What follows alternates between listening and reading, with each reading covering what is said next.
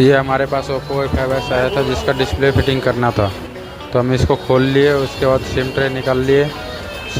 SIM tray निकालने के बाद हम इनको अच्छे से सफाई कर दिए बॉडी खोल के, ठीक है। और इसका जो देखो पावर बटन भी ख़राब है, ये माइनस प्लस वाला। तो चलिए हम इसको डिस्प्ले दिखाते हैं आपका। डिस्प्ले देखिए हमारा अच्छा क्वालिटी का है। तो चलिए हम इसको चिपका देते हैं अभी। और फाइनली हमारा मोबाइल फिटिंग हो चुका है, आप देख सकते हैं। हरे कृष्णा।